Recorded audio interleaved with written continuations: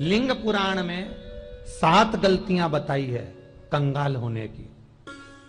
ये गलती अगर आपने भी करी है तो जिंदगी में कितना भी पुण्य करोगे उसका फल नहीं है। आज की कथा को लिखकर रखना, शायद तुम्हारी जिंदगी संवर जाए। लिंग पुराण में 7 गलतियां बताई है व्यक्ति को बर्बाद होने की। पहली गलती है, उसमें से अगर आप स्वीकार कर रहे हैं ये गलती तो समझ लो कि गलती आपने करी है। गंगा जल तो बुलवाया टैंकर भरकर, 21,000 बेलपत्र भी समर्पित कर रहे हो। आप मंदिर के अंदर बैठ गए, दर्शन करने वाला आता रहा, किसी को अंदर प्रवेश नहीं दिया। आप गंगा जल चढ़ाते रहे, आप बेलपत्र चढ़ाते रहे, आप स्वयं पूजन करते रहे, और दूसरा व्यक्ति ना जाने किस भाव से, किस रूप में आकर भगवान की सेवा करना चाहता था। पंडित जी ने आपके चक्कर में उसको जल नहीं चढ़ाने दिया, पंडित जी ने आपके चक्कर में उसको बेलपत्र नहीं चढ़ाने दिया। पहली गलती यह हो गई कि भगवान के भक्त को भगवान से दूर कर दिया गया। अब उठा लो श्रीमद् भागवत कथा।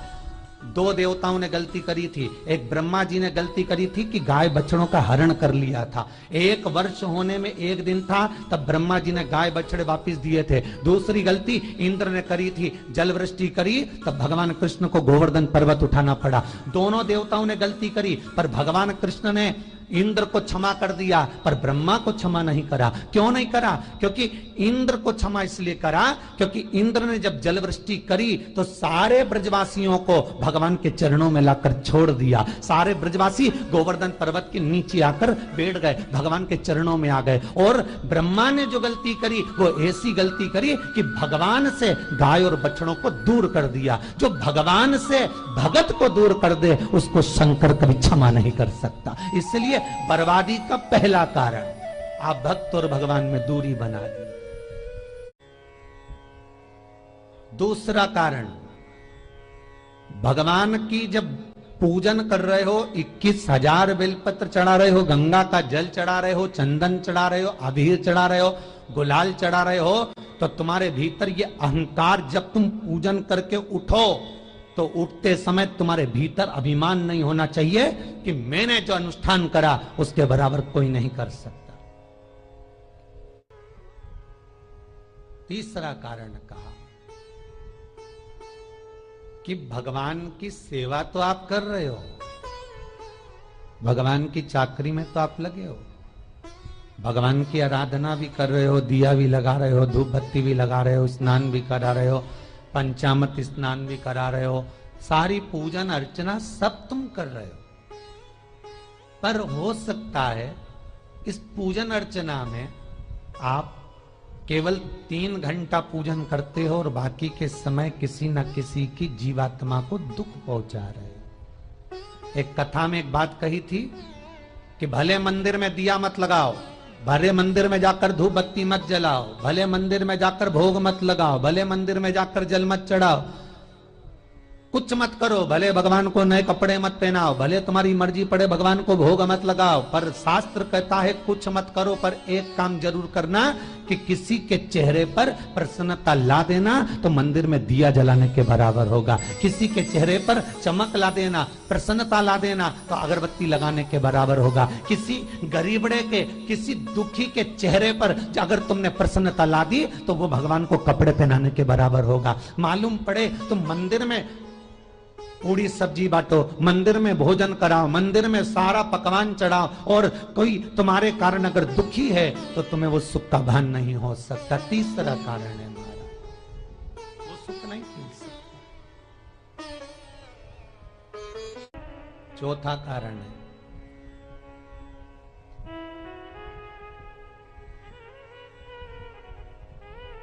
महाराज, जिस मंत्र को पढ़ा जा रहा है, जिस मंत्र का स्मरण किया जा रहा है,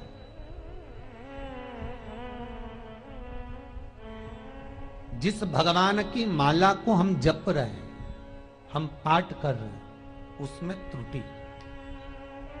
उठा लीजिए दुर्गा सप्तशती। दुर्गा सप्तशती का हिंदी अनुवाद में एक थोड़ा सा दृष्टांत दिया है, आपको मालूम होगा।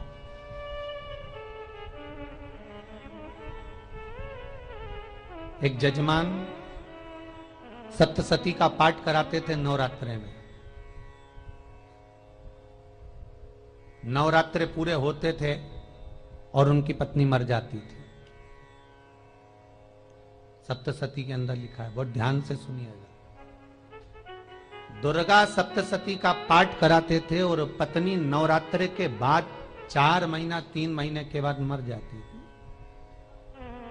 बहुत दुखी था सेठ। एक शादी करी, दूसरी करी, तीसरी करी, चौथी करी, चौथी पत्नी भी मर गई। बहुत दुख हुआ।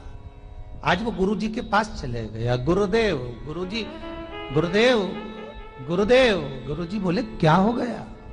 सेठ जी बहुत दिनों के बाद आ रहे हो, क्या बात है गुरुदेव? मेरे को एक बात समझ में नहीं आती कि मैं नवरात्रे में सप्तशती का पाठ कराता हूं, देवी जी का यज्ञ करवाता हूं, माता रानी को चूनर पहनाता हूं, उनको सुंदर बिछुड़ी, पायल, चुनरी सब पहनाता हूं, कन्याओं का भोजन करवाता हूं, भंडारा करवाता हूं, जवारे बोता हूं, अखंड ज्योत लगाता हूं, पर नवरात्रि जैसे ही पूरी होती है उसके 2 महीने 3 महीने बाद मेरी पत्नी क्यों मर जाती है? 4 पत्नियां मेरी मर चुकी हैं, 5वीं मैंने शादी करी है। गुरुदेव आप कृपा करिएगा, कुछ तो बता दीजिए, कुछ करुणा कर दीजिए। गुरुजी बोले जब तू सब कुछ अच्छा कर रहा है, ज्योत भी जला रहा है, कन्या भोज भी करा रहा है, चुनरी भी चढ़ा रहा है, भंडारा भी कर रहा है, ज्योत भी लगा रहा है, जवारे भी बो रहा है, माता रानी की सेवा भी कर रहा है, अखंड रात्रि व्रत कर रहा है, सब कुछ तूने करा, यज्ञ भी करा, फिर तेरी पत्नी क्यों मर सकती है? ऐसा हो ही नहीं सकता। नहीं गुरुदेव, मेरी 5वीं शादी है गुरुदेव, अब की बार आप कृपा करिए। गुरुजी ने कहा तेरे पंडित जी को अनुष्ठान पर बुला, मैं कमरे में बैठकर सुनूंगा सप्तशती का पाठ, तब मैं ध्यान करूंगा। गुरुजी अंदर के कमरे में जाकर बैठ गए, ब्राह्मण पाठ करना प्रारंभ करा और ब्राह्मण ने पाठ करना प्रारंभ करा। उसमें एक शब्द आ गया, भारयंतु बक्षंतु, भारयंतु बक्षंतु। उसमें बोलना था भय, पीड़ा को, हे जगत जननी तू भक्षण कर जा, पर ब्राह्मण बोलता था भार्या तू भक्षंतु, मेरी पत्नी को, मेरी भार्या को तू भक्षण कर दे। पंडित जी जैसे ही बोले गुरुजी बाहर निकल कर आ गए। पंडित जी को रोका, रुकिए गुरुदेव, आप हर साल अनुष्ठान कर रहे हो जजमान के यहाँ और बोल देते हो भार्यंतु भक्षंतु, हे देवी तू मेरी पत्नी को खा जा, तो माँ हर बार उस पत्नी को निगल जाती है। निवेदन है, शब्द सुधार लीजिए, शब्द ठीक है। चौथा कारण है कि आप जो पाठ कर रहे हो, आप जो पूजन कर रहे हो, आप जो अनुष्ठान कर रहे हो, उसमें कुछ ना कुछ गलती जरूर हो रही है। ये चौथा कारण है।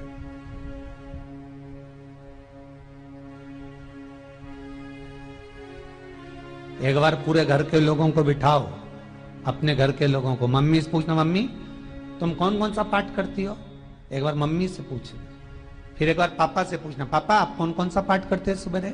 फिर बहू से पूछना, भाभी आप कौन कौन सा पाठ करती हो? फिर छोटी दुल्हन से पूछना, छोटी दुल्हन तुम कौन कौन सा पाठ करती हो? भैया आप कौन कौन सा पाठ करते हो? आप कौन कौन सा पाठ करते हो? पूछना। जब घर के अंदर बड़ी बहू अलग तरह का पाठ कर रही है, छोटी बहू अलग तरह का पाठ कर रही है, मंजली बहू अलग तरह का पाठ कर रही है, माँ अलग तरह का पाठ कर रही है, पति अलग तरह का पाठ कर रहा है, तो उसका जो प्रभाव है, कौन सी चीज कहां टकरा रही है, जिसके कारण घर में रोग इतना है कि कोई सही होने वाला ही नहीं है। अब तुम कहो कि सीवर वाले गुरुजी ने उपाय बताया, हमने बहुत करा, पर सही क्यों? तो सही क्यों नहीं हो रहा है? उसका कारण है या तो बड़ी बहू जो पाठ कर रही, या सास जो पाठ कर रही, जो पति जो पाठ कर रहा है, नाते जो भी उस घर के अंदर रहकर जो पाठ अर्चना कर रहा है, उसमें जरूर कुछ ना कुछ ऐसा हो रहा है जिसके कारण वो काम नहीं कर पा रहे। उसमें कुछ ना कुछ गलती हो रही है जिसको तुम समझ नहीं पा रहे, जिसको तुम अपने आप को बहुत विचार करते हो कि मेरे बराबर कोई नहीं कर सकता, मैं शंकर की भगत, मैं राम की भगत, मैं कृष्ण की भगत, मैं जो करती हूँ बहुत अच्छा करती हूँ, मैंने जो किया बहुत अच्छा करा। पर हो सकता है उसी कारण आपको दुख झेलना पड़ रहा।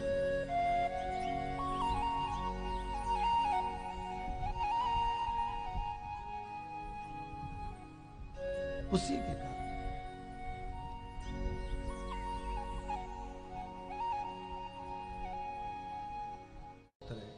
महाराज, हमने जो दान किया, हमने जो पुण्य किया, हमने जो सत्कर्म किया, वो किस जगह पर लगा? पांचवा सूत्र,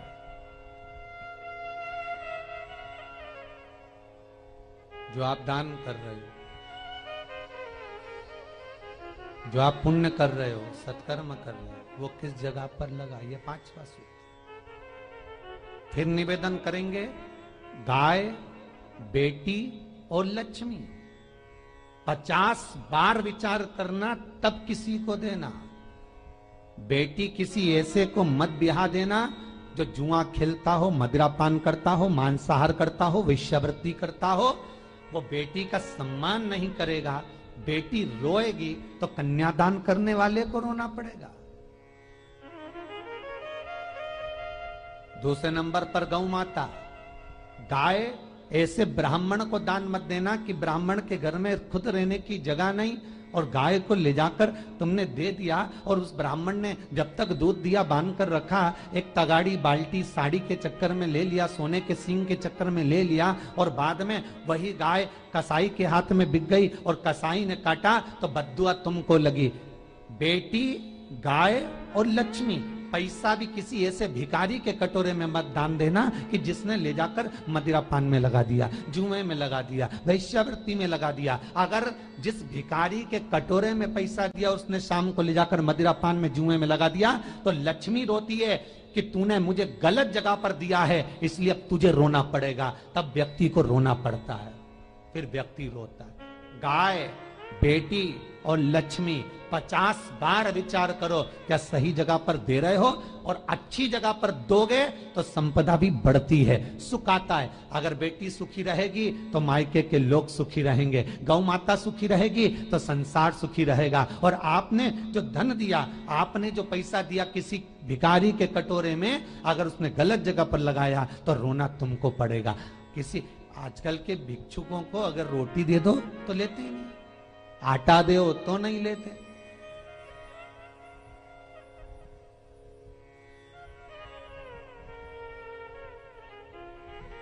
पहले के समय में जो भिक्षुक आते थे ना, तो रोटी बनी हुई मांगते थे।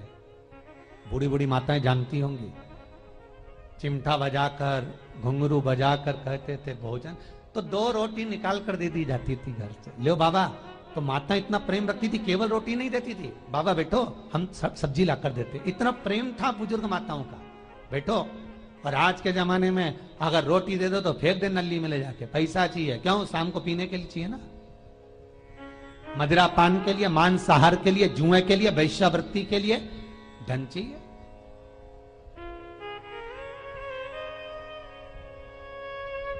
भोपाल के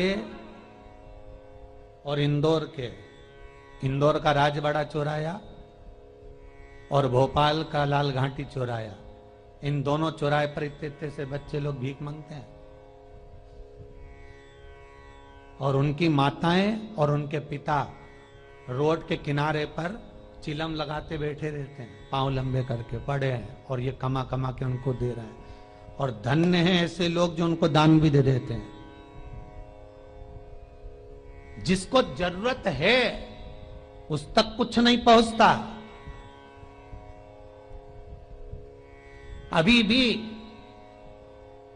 4-6 महीने लॉकडाउन चला, जिसको जरूरत थी एक एक रोटी की उस तक कुछ नहीं पहुंचा, और जिसके पास में पहले से भरा हुआ था उसने और ले जाके भर लिया। जिसको जरूरत थी उस तक नहीं पहुंचा। अभी ठंड आ रही है, बहुत सारी संस्थाएं कंबल बांटेगी, रेलवे स्टेशन पे लोगों को कम्बल उड़ा रहे हैं, कोई सो रहा है जमीन पर उसको कम्बल उड़ा रहा है, बस स्टैंड पे चले गए कोई रोड पे सो रहा है कम्बल उड़ा रहा है, तो इतना बड़ा नाम चलेगा कि उनने कम्बल उड़ाए, कम्बल उड़ाए, कम्बल उड़ाए। और वो कम्बल जिसको उड़ाया वो दूसरे दिन जाकर कपड़े की दुकान पर बेच के आ गया, 200 रुपए लिया, रात को पीकर फिर सो गया, क्योंकि फिर कहीं कहाँ आएगा, फिर उड़ा के चले जाएगा, क्योंकि इन्होंने तो ये करके रखा है कि नाम कमाना है तो कम्बल उड़ाए जाओ। जिसको जरूरत है वहां तक सामान नहीं पहुंचता भाई, जिसको जरूरत है वहां तक सामग्री नहीं पहुंचती भाई। आपने दिया और उन्होंने ले जाकर बेच दिया, और फिर सोचते हो कि मैंने तो पुण्य करा है। कई लोग कहते हैं मैंने दान करा, मेरे को इतना फल मिलेगा। काहे का दान करा? ऊपर तो जा, यमराज के डंडे पड़ेंगे।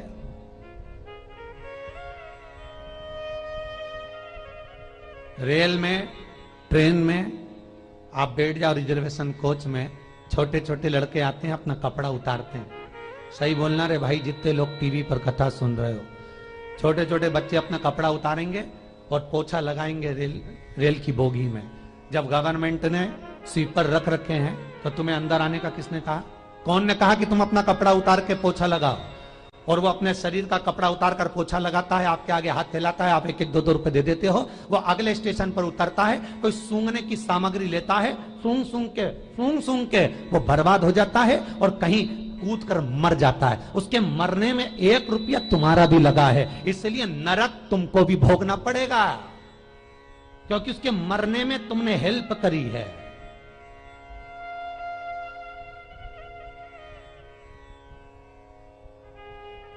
तुमने तो रुपया दिया था भोजन करने के लिए, उसने कोई सूंघने की सामग्री ले ली और सूंघ सूंघ के नशे में मर गया। उसके मरने में 2 रुपए तुम्हारे हैं, 1 रुपए तुम्हारा है, तो भोगना तो तुमको भी पड़ेगा ना।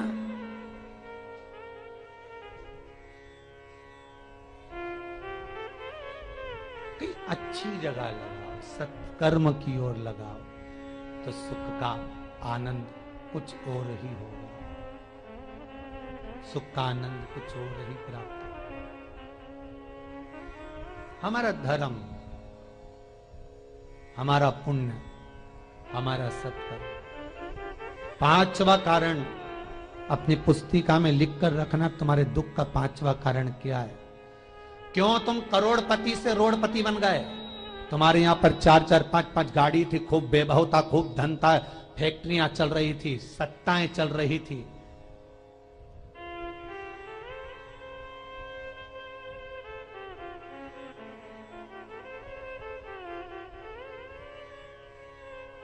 खूब सत्ताएं थी, खूब वैभव था, खूब धन था, पर कुछ भी नहीं, सब धरा की धरा रह गए। सारा कोई वैभव बचा ही नहीं, कोई वैभव नहीं। एक हमारे सेंधवा के भगत हैं महाराज, बड़े भावपूर्ण भगत।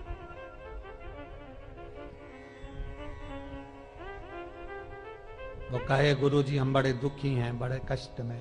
हमने कहा कष्ट का कारण कुछ ना कुछ जरूर होगा, दुख का कारण जरूर कुछ ना कुछ होता है। कहने लगे गुरुजी हमारी तो जीनिंग चलती थी, खूब फैक्ट्रियां चलती थी, इतना जीनिंग फैक्ट्रियां थी, इतना चलता था।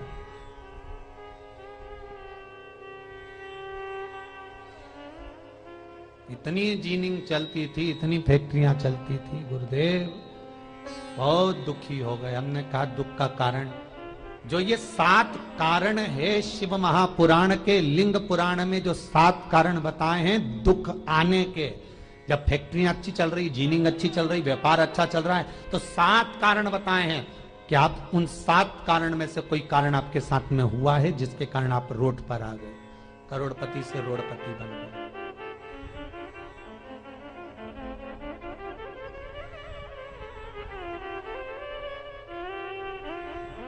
कभी कभी नगर में, गांव में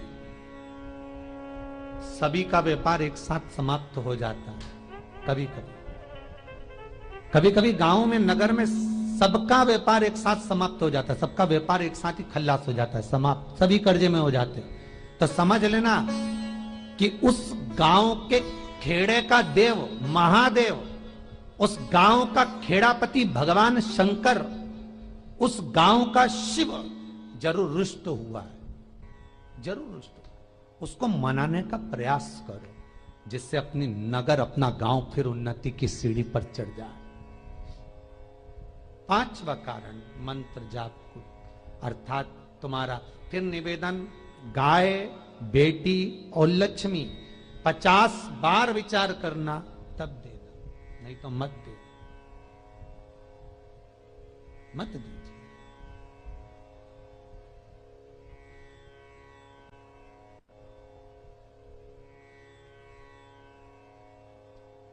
और महाराज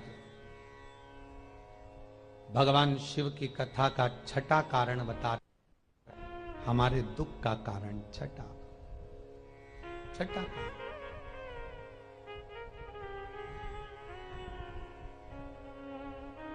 आदर सम्मान में कमी। घर के जो बड़े हैं, घर के जो बुजुर्ग हैं, घर के जो आदरणीय हैं, उनका सम्मान नहीं कर पाए। सुंदर कहा, जिस घर में माँ बाप की इज्जत नहीं होती, उस घर में देखना कभी बरकत नहीं होती।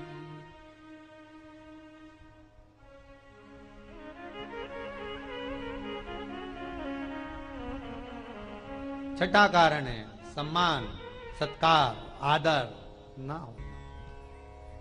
जब धन, सातवां कारण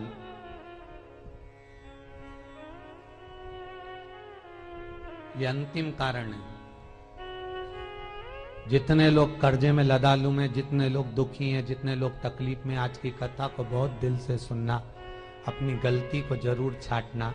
मुझे विश्वास है मेरा भोलेनाथ, आप अगर गलती को स्वीकार कर लोगे तो शंकर वापिस आपको करोड़पति बना देगा, लखपति बना देगा।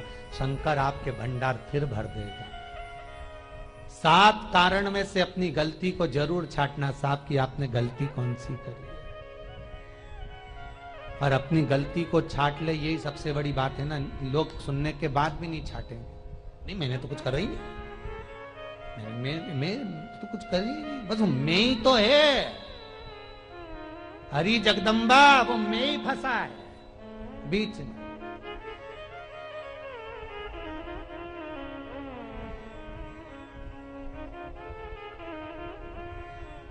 सातवां कारण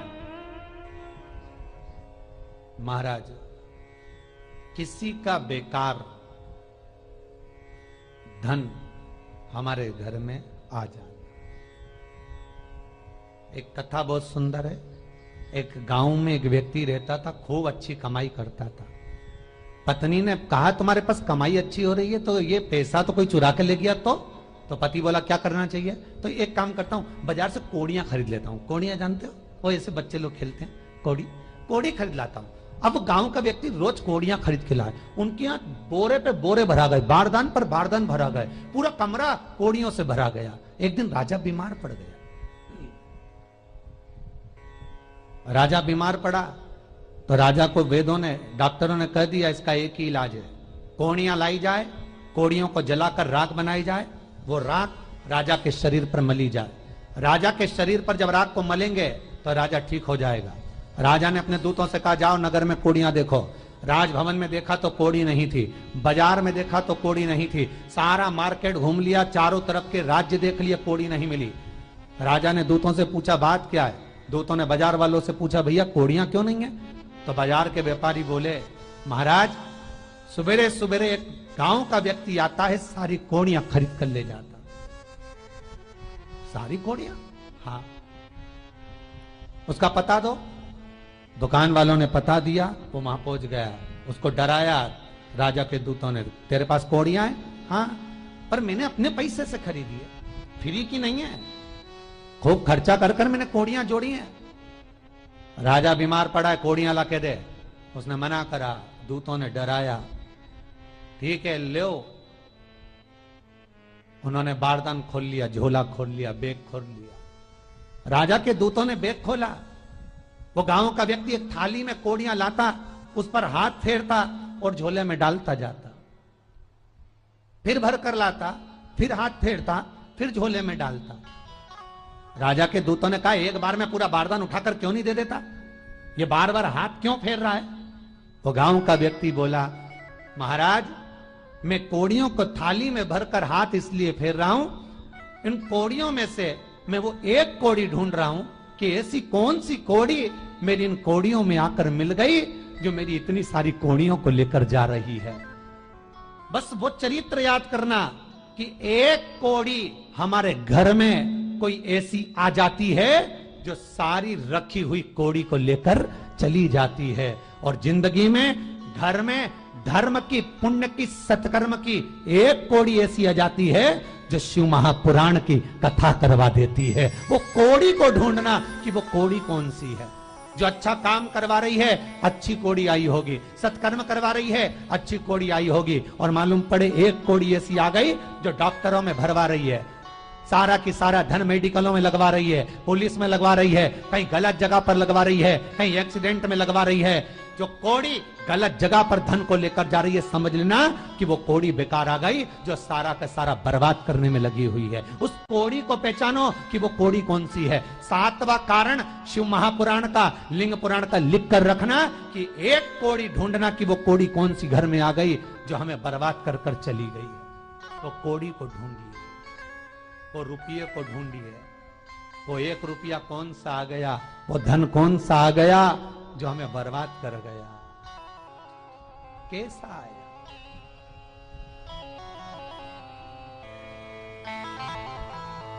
धन कौन सा आ गया ऐसा जो हमें बर्बाद कर दे।